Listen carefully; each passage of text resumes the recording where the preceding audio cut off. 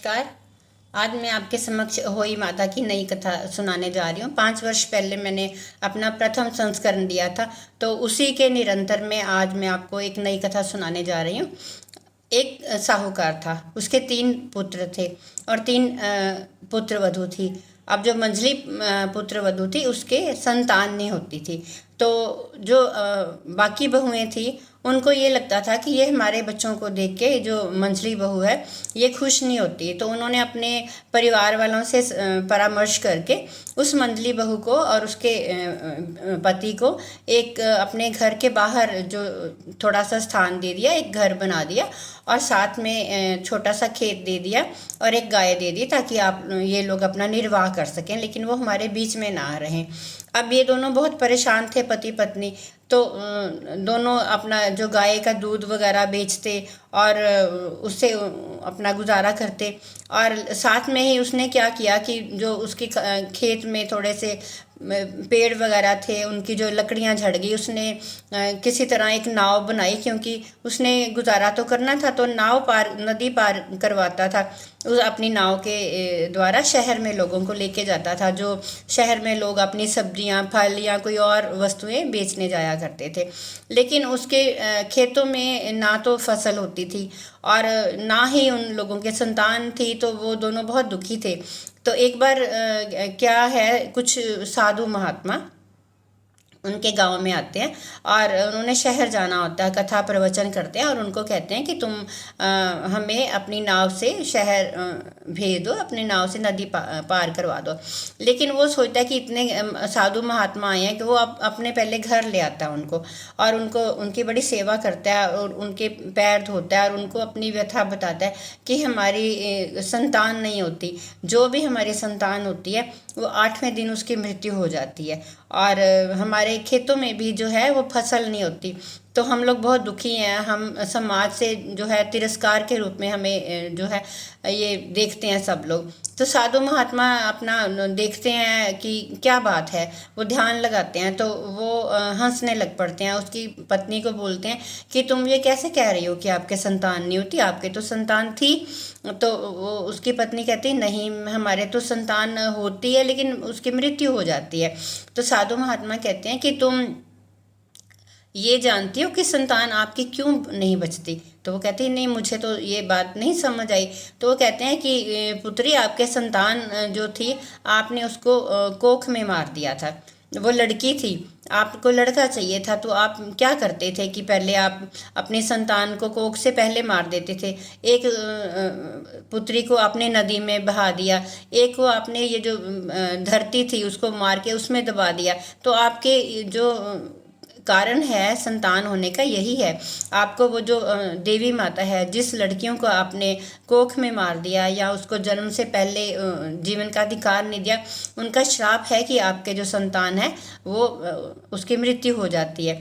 तो वो कहती है कि मुझे क्या करना चाहिए, तो लेकिन मेरे तो खेतों में भी जो है वो फसल नहीं होती। तो साधु महात्मा कहते हैं कि धरती भी हमारी माँ है, तो आपने उस माँ रूपी धरती में अपनी कन्या को, जिसको आपने मृत्यु दी, उसी में दबाया, तो आपको वो धरती माता क्या दे सकती है, वो क्यों आपको उपज देगी? तो वो कहती है कि मैं क्या करूं, पश्चाताप कैसे करूं?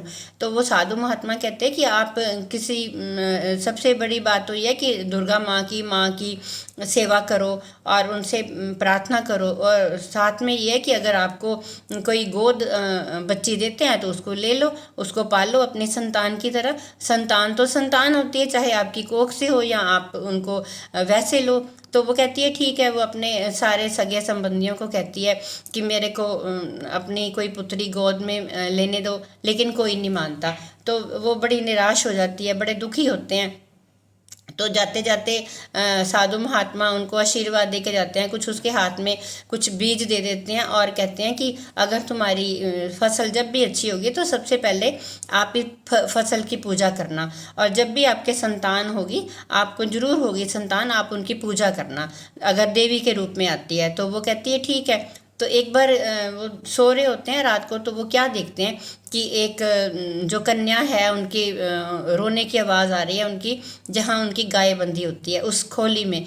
तो वो ये समझ आती है कि ये भी कोई मेरी तरह ही स्त्री है जिसने ये अपनी औलाद को, अपनी संतान को जो लड़की के रूप में आई है वो उसको दे गई है। तो फटाफट वो जाती है और वो देखती है और उस लड़की को लेके आती है और अपने पति को कहती है इसको हम अपनी पुत्री के रूप में मानेंगे। तो वो कहती है कि हाँ ये तो बात ठीक है कि हमारे जो रिश्तेदार थे उन्होंने हमें कोई संतान नहीं दी, तो साधु महात्मा की कृपा से देखो अपने आप को ये हमारे यहाँ पे कन्या रख गए हैं। तो वो उस कन्या को अपनी कन्या समझ के जो है पालती है, देखती है और फिर वो कहती है कि ये तो अनहोनी जो थी वो हो गई, अहोई जो थी वो होई हो गई।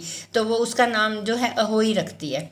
तो वो उस अहोई रूपी कन्या का पूजन करती है, स्वागत करती है, उसके चरण धोती है और सभी अपने संबंधियों को बुलाती है कि ये देखो मेरे को तो भगवान ने कन्या के रूप में ये संतान दी है। और सब लोग देखते हैं कि इसने तो बड़े हलवा पूरी बनाए हैं, सब कुछ बड़े इसके घर में मंगल हो रहा है, आनंद हो रहा है। तो वो उसको पूछते हैं कि ये कैसे हुआ कि तुम्हारी तो संतान मर जाती थी। तो वो बोलती है कि ऐसे साधु महात्मा की कृपा से, भगवान की कृपा से, देवी माँ को मैंने पूजा तो मेरे को ये कन्या रूपी जो संतान है उत्पन्न हुई।